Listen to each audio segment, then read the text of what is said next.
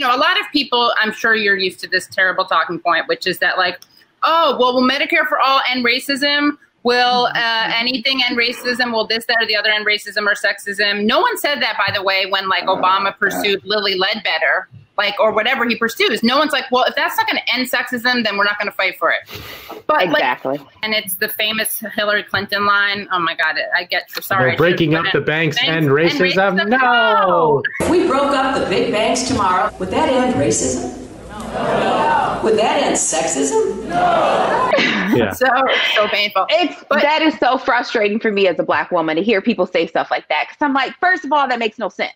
Right. Freeing the slaves didn't cure racism. Yeah, but I sure am glad that I sit here a free-ish Black woman. I'd rather be free-ish than not free at all. So it just doesn't make any sense. Yeah. But when you talk about, I'd rather be experiencing systemic racism and have the freedom to go to the doctor when I want and not have to pay anything than to be experiencing systemic racism and not be able to afford to go to the doctor. I mean, it's just something that doesn't add up. Right. It doesn't make sense. We're not going to eliminate systemic racism, but hey, let's put these plans in place to make it a little bit easier for us. I'd rather have healthcare and be discriminated against than not have healthcare and be discriminated against.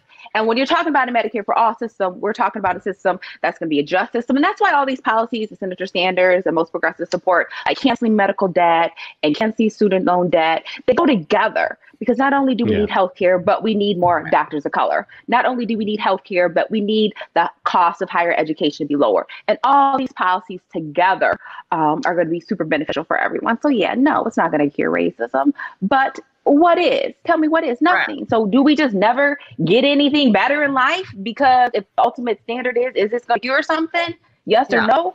Then we're never going to advance as a society and as a people. And it's so frustrating when people bring up things like that. Because it's like, these are intelligent people. And when I see intelligent Black women specifically, intelligent Black women who are willing to say, you know what? I don't believe that there's a way that we can ensure that every Black person has health insurance. Because that's basically what they're saying when they're saying that they don't support Medicare for all. You don't believe in the wealthiest nation. We live in a world where 5, 6 guys own half the wealth. You can believe that, but you can't believe that we can exist in the world's wealthiest nation and be able to provide health insurance to everyone. I cannot believe it. What do you think it is? What do you think it is?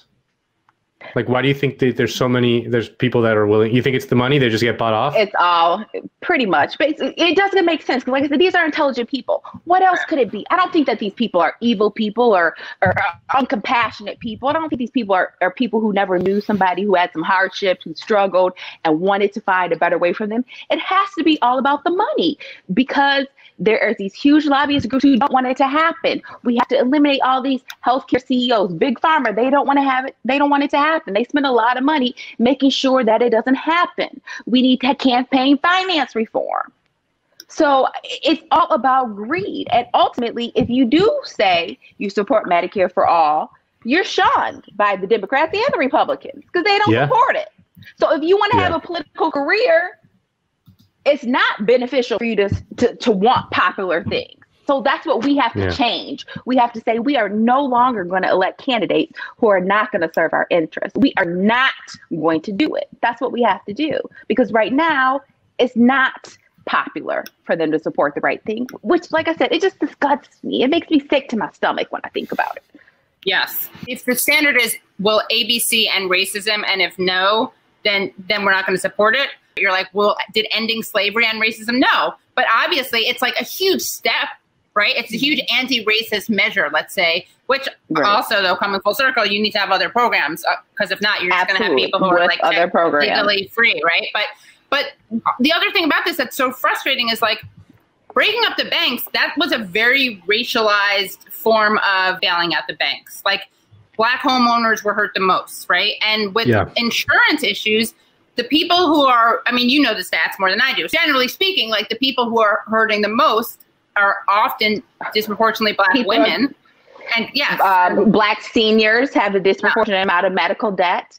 And when you think about it in this nation, every time we increase the amount of people who have health insurance, whether it be by expanding Medicaid or the Affordable Care Act, every time there's still a disproportionate amount of poor people of all colors, Black and brown people who are still left uninsured every time. I do not think this is a coincidence.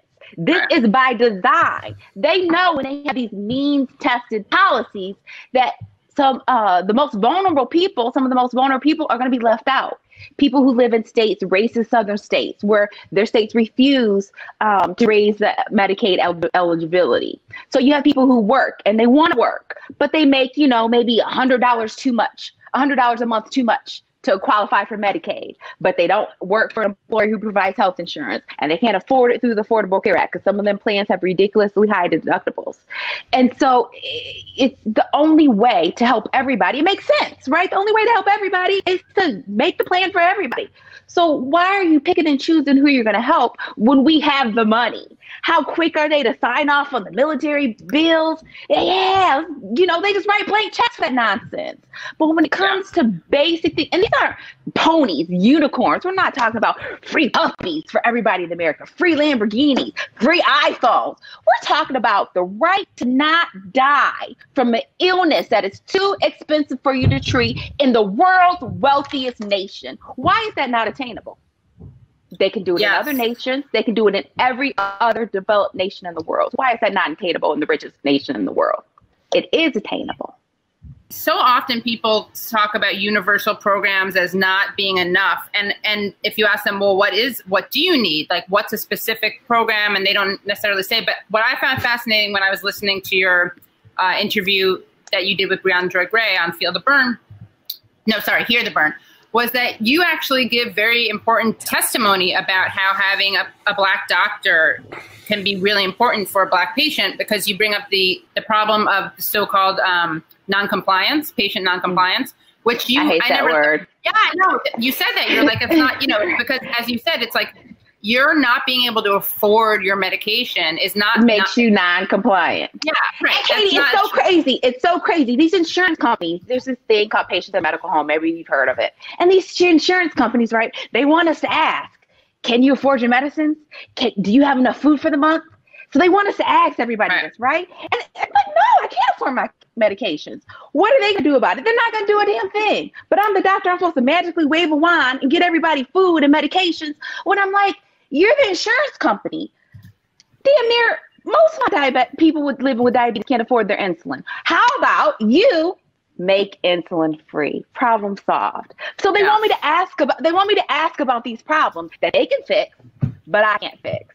It drives me insane that they do that. So I think slowly insurance companies are recognizing that you can't talk health without talking social determinants of health. No, you can't be healthy if you're homeless. But we as a nation need to get it and enforce a single payer Medicare for all system and these other policies, housing for all, higher education and free trade school for all. But yeah, it's so frustrating. This is not rocket science. Of course, the majority of people who are homeless disproportionately are African Americans, are disproportionately homeless. So all these policies, you can't just talk about Medicare for all without talking about these other policies, eliminating homelessness, canceling student debt. And it was yesterday, Katie, I have a little Black girl. Oh, she's so beautiful. Olivia. Hi, Olivia. She's probably not watching. We'll send her the clip. She watches she's a huge fan of the show. Watches every day.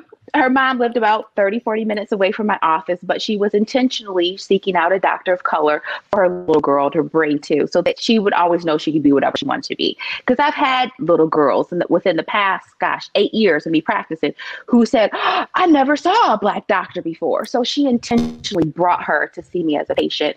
And I haven't seen her in a while because of COVID.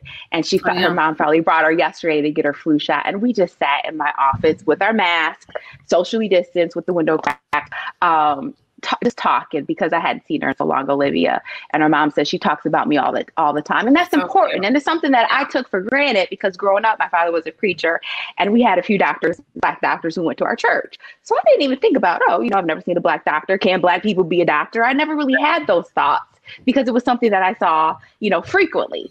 But Black doctors are underrepresented in the medical field. And there are studies that show that patients of color get better care when they are seen by doctors that look like themselves. That doesn't mean that Black patients can't get care by a white doctor. what that means in general. And when you talk about distrust in the healthcare system, Black people, Native people, people of color, we have a lot of reasons to distrust the medical system because we have a lot of reasons to distrust everything in the United States. Right. The system. Every system. The police, The system. the court, the government. We have reasons to distrust everything. So it's easier to be more trusting and establish a good rapport with somebody who looks like you, who understands your plight. Stress.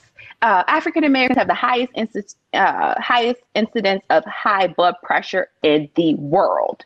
That is directly related because of the systemic and institutional racism we have. It's not just because genetically all of a sudden we got this gene that gives us high blood pressure. No, it's just years and decades of systemic and institutional racism. The fact that we started in this country as slaves that created these conditions that give us high blood pressure. So you want to go to a doctor who understands you and talks to you. And that's why, and a lot of my patients of color are distrusting of vaccines. I'm very pro-vaccine. My children have gotten every CDC recommended vaccine. And I didn't just blindly vaccinate them. I did my own research and decided if the vaccines were appropriate for them. But my medical assistant, who is white, is always shocked. Because she's supposed to ask you if you want the flu vaccine or whatever vaccine when she brings you back. And then I come in and I'm like, do they want their vaccine? And she's like, no, but you're probably going to convince them anyway. That's what she says. And she is shocked by it. She'll ask them, they'll say no. When I go in the room and I say, look, what's your concern about this vaccine? Not in a judgmental matter, just trying to find out where their head is at. And when they tell me, and when I address their concerns from a place of love and a place of activity, and I'm like, look, I got 2 Black sons at home, like the HPV vaccine. I'm like, I asked my son, do you want to get warts on your penis one day? He said, no, I don't want to get warts on my penis. No, what kind of question is that? I said, well, they have a vaccine for that. Do you want that? They do? I do. I want it. You're too old. We're too old. I got mine. Am I? No, they raised the age to like 45 that you can get. Oh, you got some time.